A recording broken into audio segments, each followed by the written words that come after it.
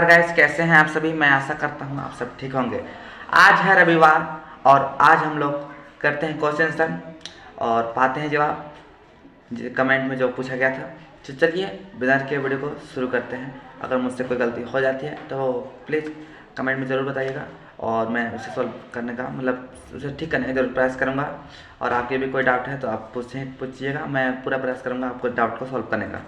चलिए बिना देखे वीडियो को शुरू करते हैं।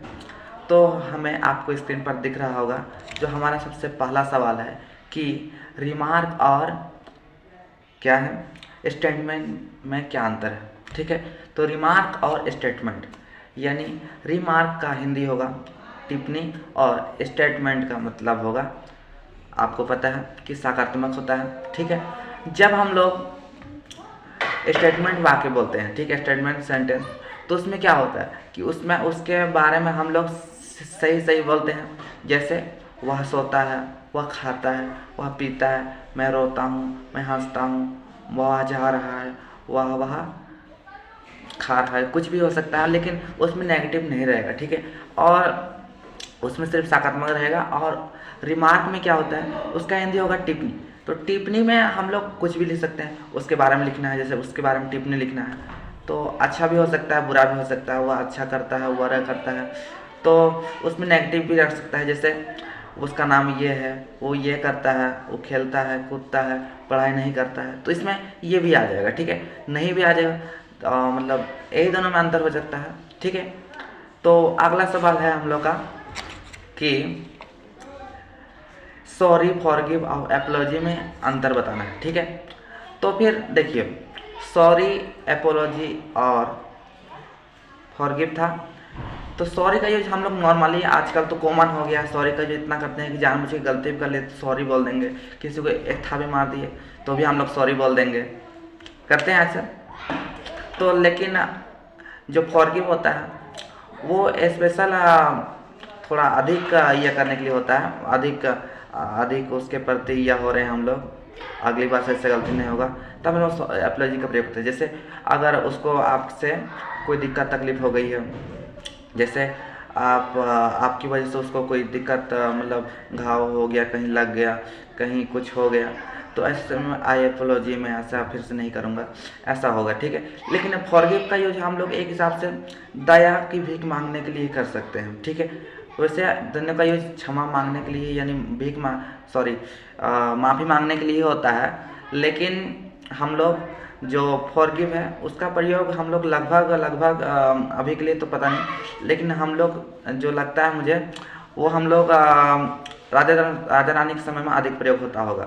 क्योंकि देखिए उन लोग समय में अधिक फांसी उसी का सीजन था, तो लोग कुछ गलती हो जाता था, नियम टूट जाता था, कुछ हो जाता था, तो लोग डायरेक्ट फांसी देने से सज़ा हो जाता था।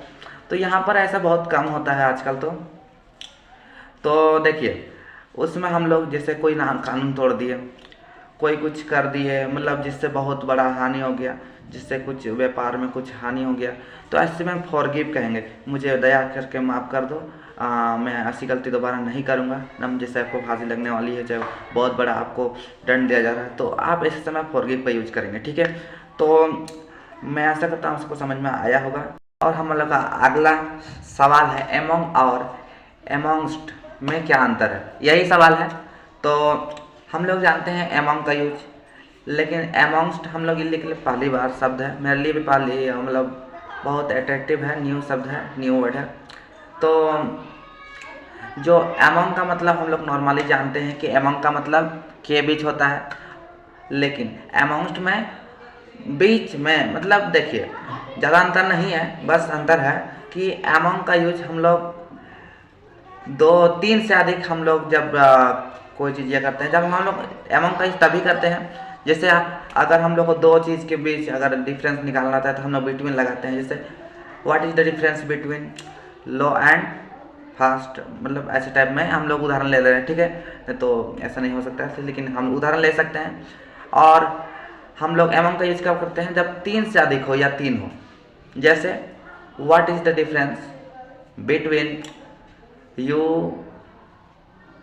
आई एंड यू, ऐसे टाइप में कर सकते हैं। या फिर सोहन, मोहन, रोहन, कुछ का भी उदाहरण दे सकते हैं, लेकिन हमने बस कॉमन लिया है आप समझने के लिए, आप समझ गए होंगे, ठीक है।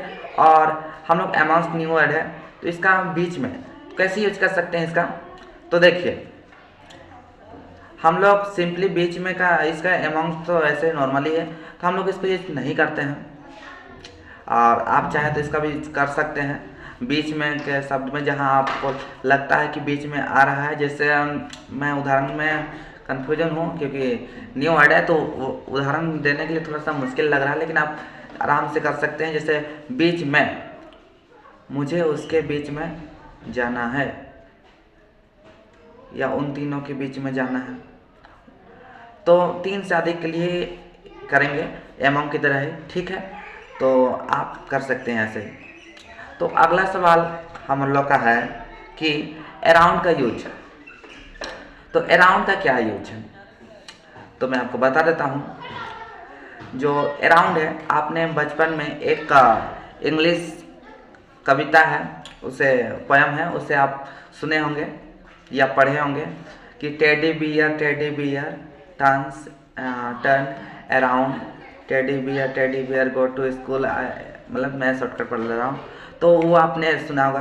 तो टर्न अराउंड मतलब चारों ओर घूमना, मतलब चारों ओर, मतलब अराउंड का मतलब होता है चारों ओर, ठीक है। और चारों ओर का आप यूज कैसे कर सकते हैं, टेडी बियर टर्न्स अराउंड, मतलब टेडी बियर और चारों ओर घूमा या घूमता है या घूमो बोल रहा है, तो वही चारों ओर घूमना का आप यूज जानते होंगे, कैसे करेंगे। देखिए चारों ओर घूमना या चारों ओर, हमारे चारों ओर आसमान है, there is sky in all around, कर सकते हैं, ठीक है। और मैं आशा करता हूँ आप समझ गए होंगे, और अगर नहीं समझे हैं तो आप कमेंट कर दीजिएगा, मैं और इससे बेहतर तरीके से समझाने का प्रयास करूँगा, ठीक है। तो अगला हम लोग का सवाल है कि कांस्टेंट और कंटिन्यू बोलते हैं, उसमें क्या अंतर है। तो देखिए हम लोग कंटिन्यू तो बहुत जानते हैं, कंटिन्यू यूज भी करते हैं। जब हम लोग क्रिकेट मैच खेलते हैं तो भी हम लोग कंटिन्यू बोलते हैं, पता है ना। जब हम लोग बॉलिंग करते हैं और कोई आउट हो जाता है, मान लीजिए कोई बॉलिंग किया, या तो विकेट आउट हुआ या कैच आउट हुआ, मतलब बैट वाला बैटिंग करने वाला आउट हो गया, तो हम लोग उसके बाद कंटिन्यू बोलना पड़ता है, तो एक कंटिन्यू हुआ।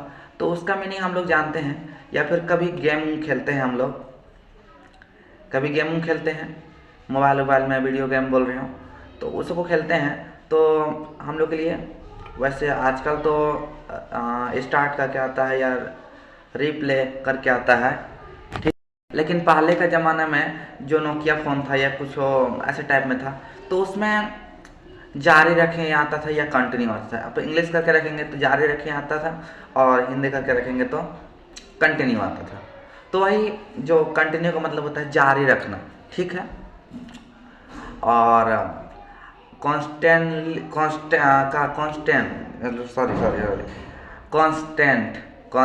बहुत हार्ड है थोड़ा लिए, तो आप समझिएगा, ठीक है। कांस्टेंट का बात कर रहा हूँ, तो इसका मतलब होता है लगातार। वैसे कंटिन्यू का मतलब कंटिन्यूसली हम लोग बोलते हैं, तो वो लगातार हो जाता है, लेकिन कांस्टेंट इसमें अंतर है, इसका मतलब होता है लगातार। अब कांस्टेंट का यूज हम लोग के लिए, ये भी मेरे लिए नया वर्ड है, तो यूज करने के लिए आप सिंपली कांस्टेंट लगातार के लिए यूज कर सकते हैं, ठीक है। तो हम लोग का आज लास्ट सवाल है जो बहुत ही खास है, और ये सवाल मैंने अपने ही से लिया है, जो अपना मेरा वीडियो मैंने अपलोड किया था साइंस का वीडियो, जिसमें जो शिवाराम का नाम व्यक्ति है, उसने सवाल किया है कि मुझे 7 नंबर का जो सवाल था वो समझ में नहीं आया। तो चलिए हम लोग उसको बेहतर तरीके से समझते हैं।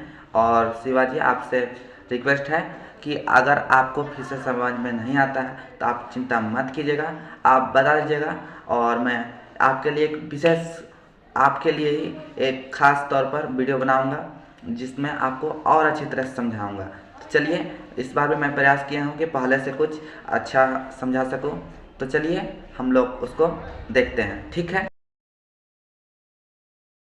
आप देख सकते हैं इसमें सवाल था कि एक बस की गति 5 सेकंड में 80 किलोमीटर प्रति घंटा से घटकर 60 किलोमीटर प्रति घंटा हो जाती है, तो बस का त्वरण ज्ञात कीजिए, ठीक है। चलिए हम लोग इसे बनाते हैं, लिखते हैं हल, ठीक है। तो सबसे पहले हम लोग क्या करेंगे, जो दिया गया है, ठीक है, हमें क्या क्या दिया गया है। देखिए मेरी राइटिंग थोड़ा ख़राब है।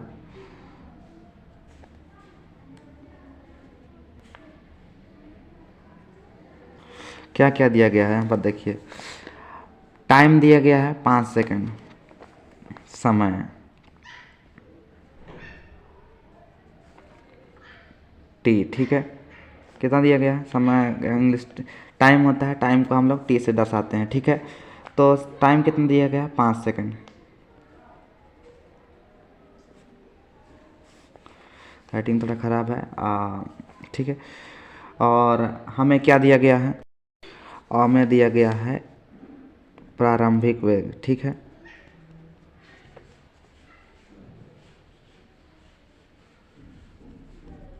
इसका हम लोग यू से डिनोट करते हैं, ठीक है। तो ये होगा 80 किलोमीटर प्रति घंटा दिया गया है, ठीक है। और हमें दिया गया है अंतिम वेग, इसका हम लोग भी से डिनोट करते हैं, ठीक है। ये कितना दिया गया है यहाँ देखिए, 60 किलोमीटर प्रति घंटा।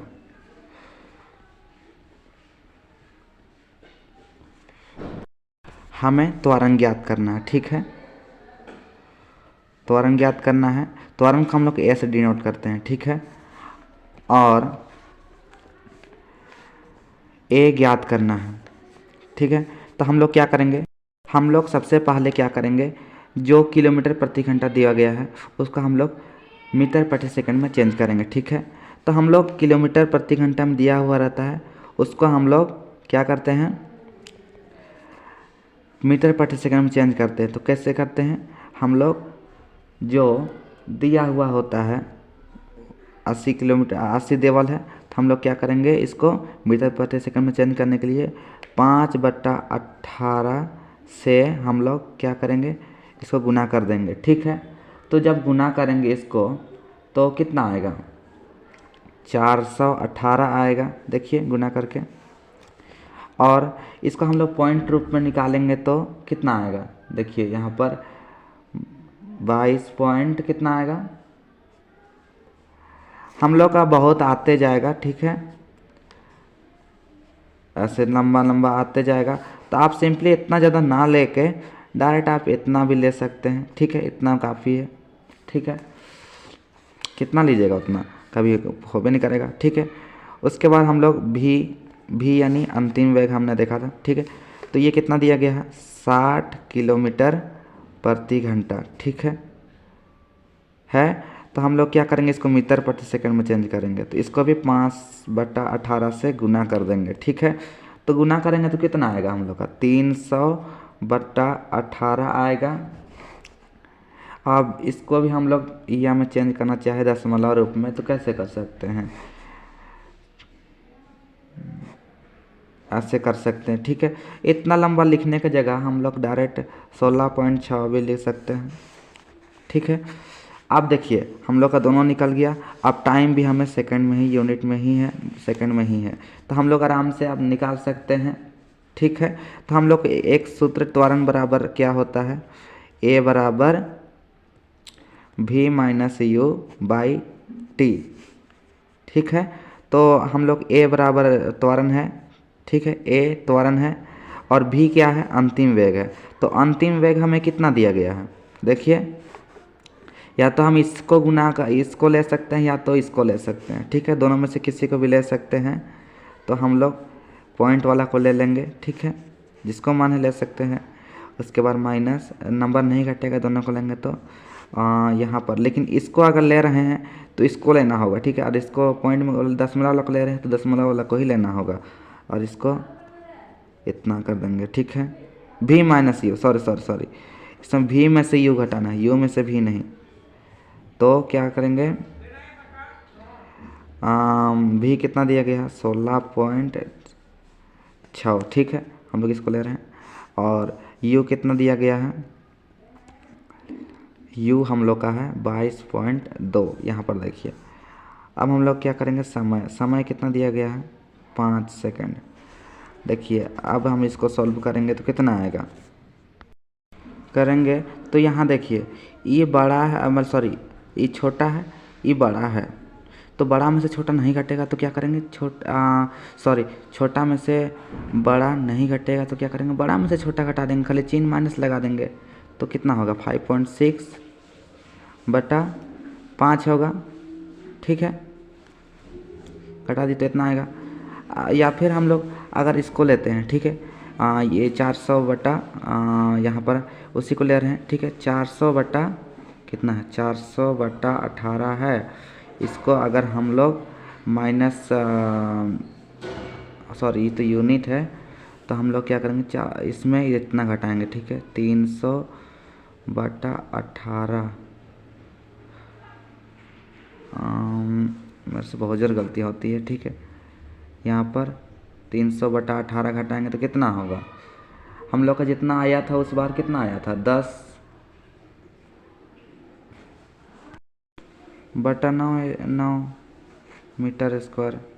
इसमें भी ला सकते हैं या फिर इसमें भी ला सकते हैं, ठीक है, हम लोग का दोनों में आंसर क्या होगा, सही हो जाएगा, ठीक है। तो त्वरण बराबर क्या होगा, या तो 10/9 मीटर स्क्वायर, हम सॉरी मीटर प्रति सेकंड, लेकिन मीटर प्रति सेकंड में ही लाना है, या तो हम लोग का क्या आएगा माइनस, और सॉरी यहाँ पर माइनस रहेगा 5.6 5/5 मीटर प्रति मीटर सेकंड, मतलब क्या बोले इसको, मीटर प्रति सेकंड, सॉरी गलती हो रहा था। यहाँ माइनस लगल है, तो देखिए माइनस लगल है क्या मतलब उसको रोक रहा है, ब्रेक मार रहा है, ठीक है। तो हम लोग जब ब्रेक मारते हैं तो हम लोग क्या, ये माइनस में आता है, घटते जाता है इसका त्वरण, ठीक है। तो क्या है, इसको हम लोग मंदन में है लिखेंगे, ठीक है, हो गया हम लोग का। आशा करता हूँ गाइस आप सबको समझ में आया होगा। अगर और कोई दिक्कत तकलीफ़ है और शिवराम आपको अगर समझ में नहीं आया है तो प्लीज़ आप कमेंट कर दीजिएगा, और कहाँ पर समझ में नहीं आया वो जगह बता दीजिएगा, ताकि मैं उस जगह को और भी बेहतर तरीके से दिखा सकूँ, ठीक है।